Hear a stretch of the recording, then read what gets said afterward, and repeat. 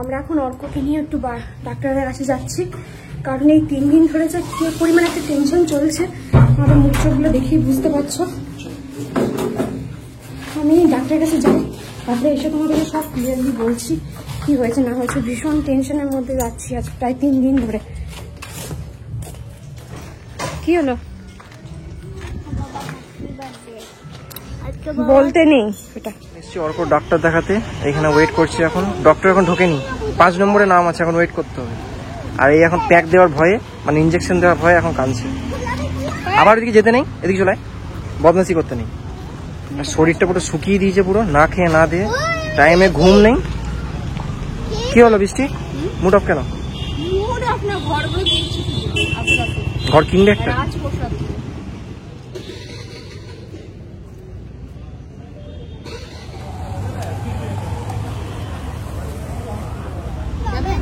কি করছিলি কর, কি করছিলি কর একবার। মারছিলি যখনই।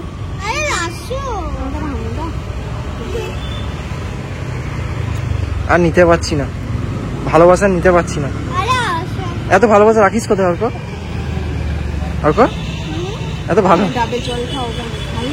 এখানে নেই, দেখতে হবে।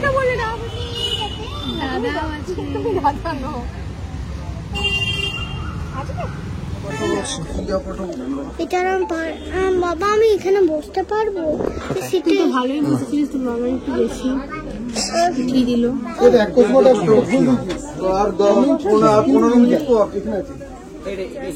ডক্টর দেখিয়ে বাড়ি এলাম।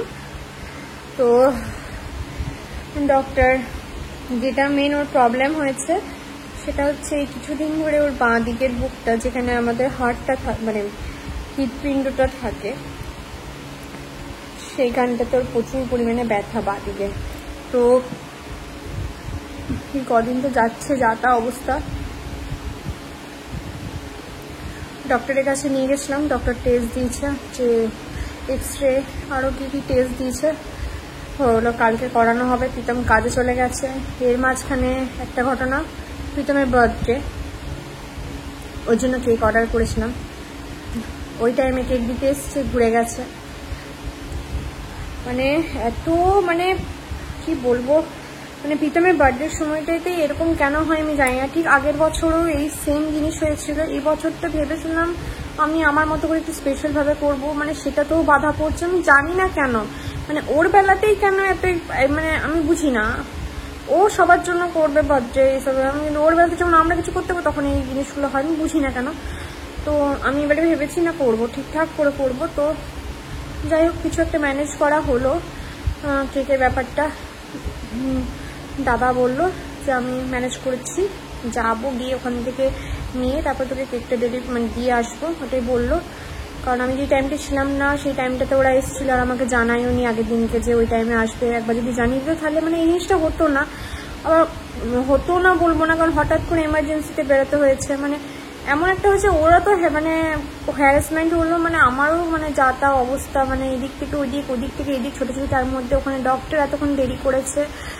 মানে চারিদিকে আমি জাস্ট পারছি না রীতিমতো। মানে আমি মনে হচ্ছে একটুখানি শুতে পারলে পারছি, একটুখানি আরাম করে একটু শুতাম।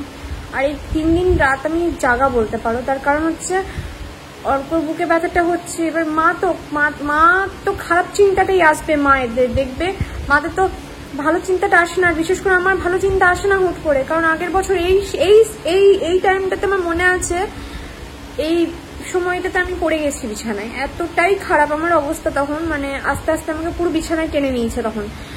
আর আমার আগের বছরের কথাটা মনে আছে, প্রীতম মানে আমি কষ্ট পাবো বলে কোথাও অর্ককে নিয়ে ও নিজেই একটা নিজের কেক কিনে নিয়ে এসেছিল, ছোট করে কাটা হয়েছিল, দেখবে ভিডিওটা আছে। আমার খুব খারাপ লেগেছিল যে নিজের জন্মদিনের কেক নিজেকে, কি অবস্থা। আর আমার বলো, অর্কর বলো, সবার জন্মদিনও খুব ভালো স্পেশাল করে। যে মানুষটা আমার জন্য এত করছে, আমার মানে এত, মানে ও না থাকলে তো আমি জিরো, আমি নিজেকে মনে করি।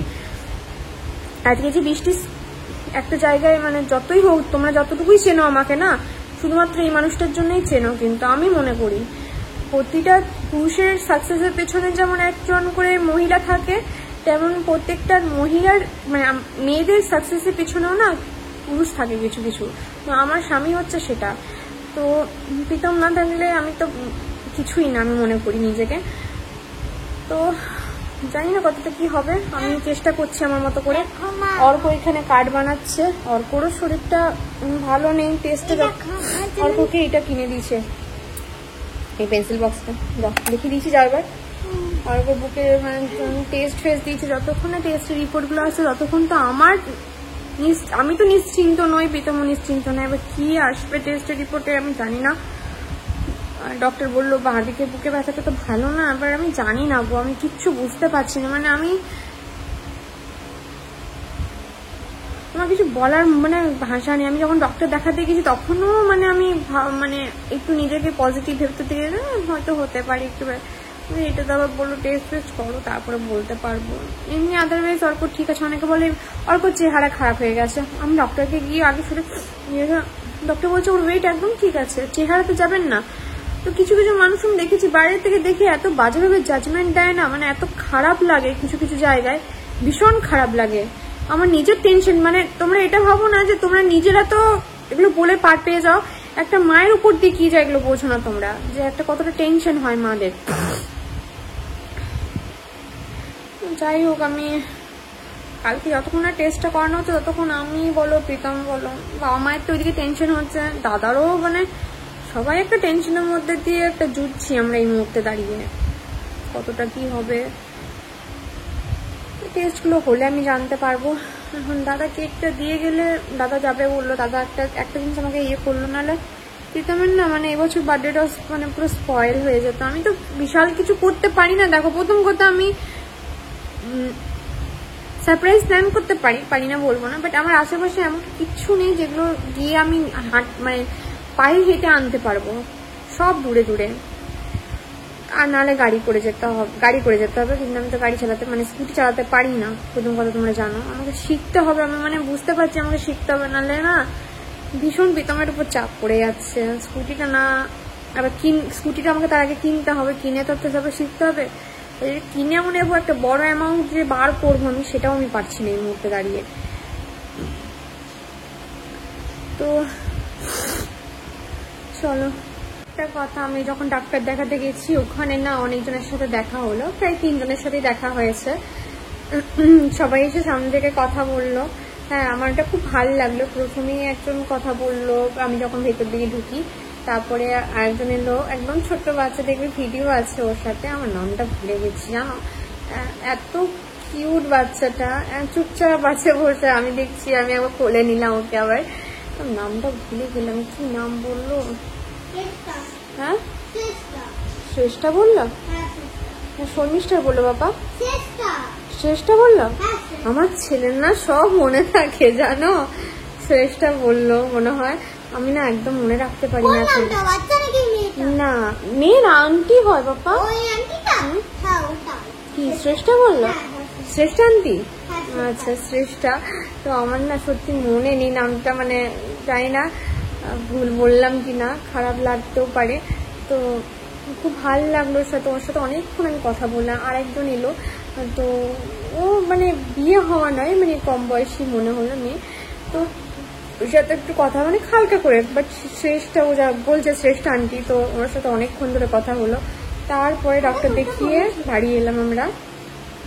তো এই যে তোমরা এসে পরে সামনে থেকে কথা বলো না, আমার খুব ভালো লাগে। একটু হলো তো টেনশন, মানে সেই সময়টা না মানে আমি ভুলে গেছি। আবার ডক্টরের কাছে ঢুকলাম, ডক্টর আমাকে এসে বললো, আমার টেনশনটা ভালো রকম জাকিয়ে ধরে গেল। মানে আমার শরীর হ্যাঁ, তোমাদের সব মনে থাকে।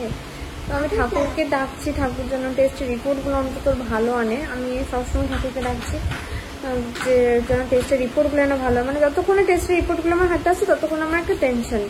হ্যাঁ, তো দেখা যাক, বাচ্চা মানুষ তো না, ওটাই ভয় লাগে, আর কিছু না।